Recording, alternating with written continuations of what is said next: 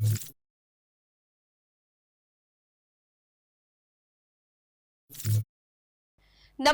હું છું પ્રિયા અને તમે જોઈ રહ્યા છો જનતા કી જાણકારી ન્યૂઝ। નજર કરીએ આજના સમાચારો। સુરત રાંદેર વિસ્તારમાંથી શંકાસ્પદ બિનવારસી બેગ મળી આવતા ખળભળાટ। સુરતના રાંદેર વિસ્તારમાં આવેલા ગણપતિ મંદિર નજીક મુખ્ય માર્ગ પર એક શંકાસ્પદ બિનવારસી બેગ મળી આવતા શહેરમાં ખળભળાટ મચી ગયો હતો। આ ઘટનાને પગલે સ્થાનિક પોલીસ અને સુરક્ષા દળોમાં દોડધામ વ્યાપી હતી। જો કે bomb detection and disposal squad BDDS દ્વારા હાથ ધરવામાં આવેલી સઘન તપાસ બાદ બેગ ખાલી હોવાનું બહાર આવતા સૌએ રાહતનો શ્વાસ લીધો હતો।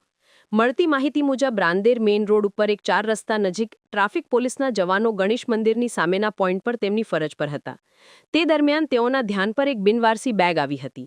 હાલના સમયમાં દેશમાં પ્રવર્તતી સુરક્ષાની સ્થિતિ અને દિલ્હી બ્લાસ્ટ જેવી ઘટનાઓ બાદ સમગ્ર ગુજરાતમાં નાના જિલ્લાઓથી લઈને તમામ શહેરોમાં હાઈ એલર્ટ જાહેર કરવામાં આવ્યું છે। રાજ્યના ડીજીપી દ્વારા પણ કોઈપણ શંકાસ્પદ વસ્તુ જણાય તો તાત્કાલિક પોલીસ વિભાગને જાણ કરવાના સૂચનો આપવામાં આવ્યા છે। આ સૂચનોના ભાગરૂપે ટ્રાફિક પોલીસે તાત્કાલિક સુરત પોલીસ કંટ્રોલ રૂમને જાણ કરી હતી। કંટ્રોલ રૂમને માહિતી મળતાની સાથે જ રાંદેર પોલીસ, ઉચ્ચ પોલીસ અધિકારીઓ અને તાત્કાલિક બોમ્બ સ્ક્વોડ BDDSની ટીમ ઘટનાસ્થળે પહોંચી ગઈ હતી। પોલીસ અધિકારીઓએ કોઈપણ જોખમ ન રહે તે માટે તાત્કાલિક પગલાં લીધા હતા।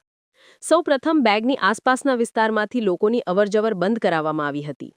ત્યારબાદ બોમ્બ સ્ક્વોડ દ્વારા બેગને સુરક્ષિત રીતે ત્યાંથી ઉપાડીને રાંદેર વિસ્તારમાં આવેલા એક ખુલ્લા મેદાનમાં, જે ભિક્ષુક ગૃહની પાછળ આવેલું છે, ત્યાં લઈ જવામાં આવી હતી।